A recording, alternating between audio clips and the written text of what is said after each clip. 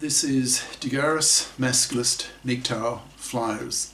That is 2 3-page essays on the themes of masculism and MGTOW. Written by and read aloud by Prof. Dr. Hugo de Garis.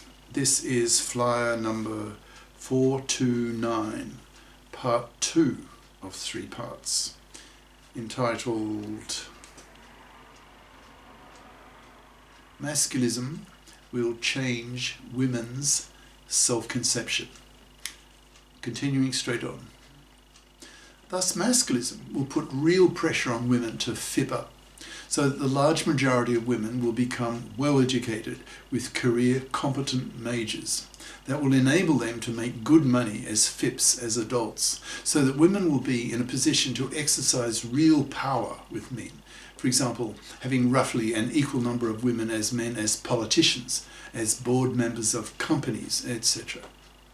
Women will have real power, caused largely by masculist pressure on women to get off their fat parasitic asses and fip up or be spat at by men and by female masculists for being hated, immoral, parasitic, manslaving, fluffy vermin. Once there are roughly equal numbers of women in real power as men, then these women will use their female priorities to restructure society the way that women want it to be structured as much as men do for men. For example, these female politicians may give women a hefty child subsidy, paying for women to stay at home for 6 years until their second child is off to kindergarten, so that the husband is not the sole breadwinner for the family, giving him more options to change his career, etc., by going back to college to learn a new skill, etc. When women have real power, societies will be transformed to the benefit of both sexes. Bullet. Women expect to vote with men for the men-fairing of the gender laws. As masculist ideas spread and become as well known as feminist ideas by both sexes, then millions of women will see the logic of voting with men for the men-fairing of the gender laws. Otherwise, if they are monoconscious feminists, that is MFBs, all they will get from men, from masculists, will be hatred and hostility, spat at to their face and utterly rejected in terms of getting a man to have a relationship with, to have orgasms by, etc. Women will need to vote with men for the men-fairing of the gender laws, since there are more female voters and females are more likely to vote. So without female support, masculists will have a much harder time voting in reforms that the masculists are heavily pushing for, particularly by reforming the divorce courts, which the hated fluffy feminist hypocrites took over in the 70s, making them so toxic for men that they have become indirect genociders. That in the limit, masculist soldiers will simply shoot in a sex war to stop these fluffy feminists from indirectly wiping out whole populations due to young men at a rate of over 70% rejecting marriage and paternity, since young men have been taught by masculists and MGTOWs that if they are stupid and ignorant enough to marry and have kids, they will have a 1 chance in 4 of being financially massacred and having their lives ruined by these monoconscious, fluffy feminist monsters.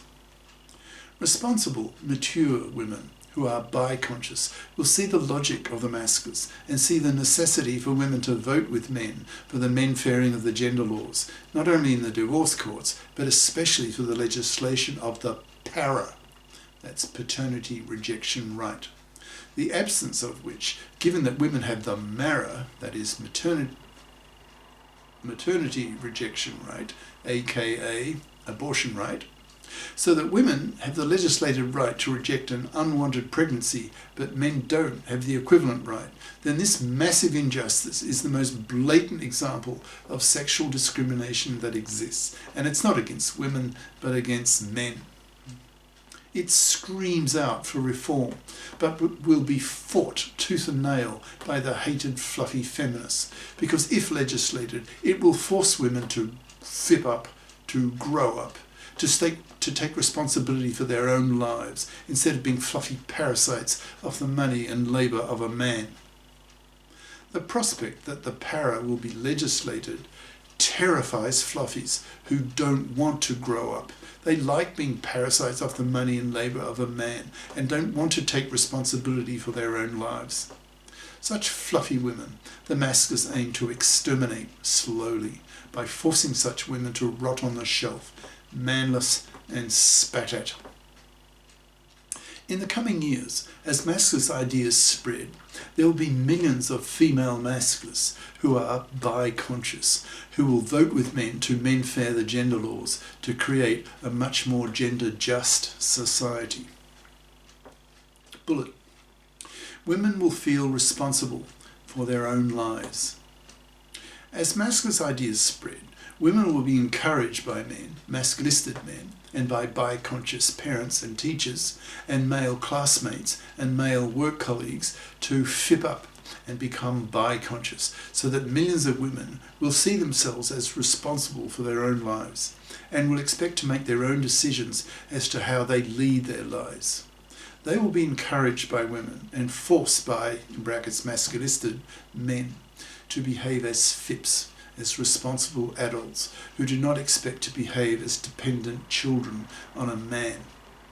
They will expect to face up to life's challenges and defeats to the same degree as a man and will be raised by parents with the same level of toughening up to be careerists as our sons. Once fluffydom and monoconsciousness die out, women will take it for granted that they are to behave as responsible adults, taking control of their own lives. This will soon be the social norm, and nearly all women will have absorbed this value into their personalities, not questioning it. This very strong norm will come from women, from men, from society, and in time from the gender laws. Bullet. Women will accept their scientifically verified genetic inferiorities relative to men. Although masculists push women to fip up, to vote with men for the men-fairing of the gender laws, etc., masculist scientists cannot stomach the iscyanate, innumerate, PC bullshit coming out of the mouths of many monoconscious feminists who use feminism as a form of religion for women, especially for young women, preaching to them that women are men's equals, that anything a man can do, a woman can do, etc. Women love to hear such stuff, since it is ego-flattering, especially coming after centuries of male condescension towards women. But the scientific reality says otherwise.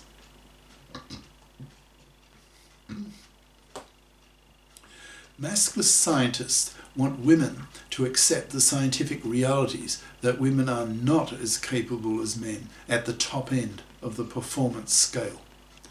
Masculist ideas are much more science-based than feminist ideas, which are much more feelings-based and often not based on scientifically verified realities.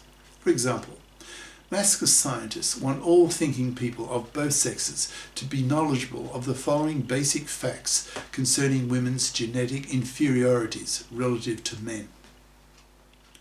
Women have 10% smaller brains than men.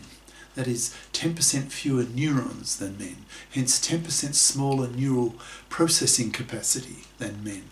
So women don't invent anything, build anything, create anything. Women are dumber than men by 4 IQ points on average and have a 10% lower IQ variance than men, so that the morons and the genii are males. So one expects that women have won a pathetic 1% of science Nobel Prizes.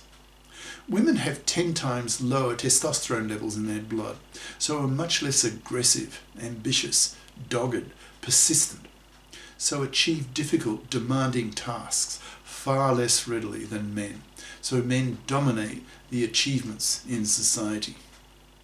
The pretense by monoconscious feminazis that women are capable of performing equally at the top end of the scale as men is an iscyanate delusion that makes masculist scientists puke. Women need to be taught by masculist scientists that at the top end of the performance scale, men dominate, and that is not going to change since it is genetically determined. If the monoconscious feminists refuse to accept this reality, then masculist scientists will angrily gender politically politically harangue them out of the room, sneering at them for being iscyanate, innumerate, PC, feminazi, ignorami, deserving the contempt of masculist scientists. In other words, masculists expect women to be realists. Intelligent, realistic, bi-conscious feminists will accept these ideas and absorb them into their personalities, accepting that such female inferiorities are simply the way the world is, and not to accept them is to live in an iscyanate fairyland, making such people as credible as religionists or flat earthers. Masculist scientists will tell these iscyanate feminists that if one is free to believe whatever one wants, in brackets, as many feminists do, regarding women's abilities compared to men, without evidence, without reason, then one is free to believe in the tooth fairy.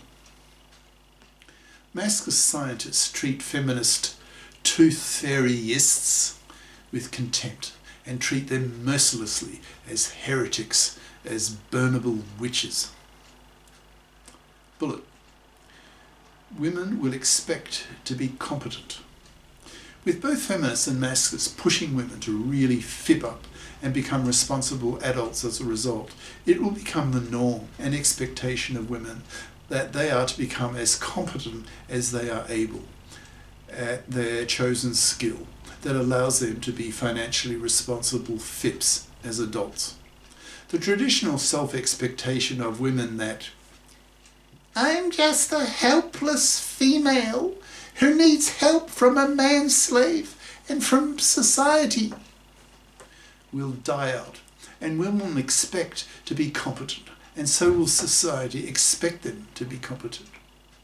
The legislation of the para will go a long way in pushing women to grow up, to become competent, to make a mark on society within the limits imposed on women by their genetics. There is considerable overlap in performance score distributions between men and women. So for most of the population, women and men can perform at comparable levels. It's only at the extreme fringes, at the moron and the genius ends, that men dominate, but they are the tiny minority. This is the end of part 2.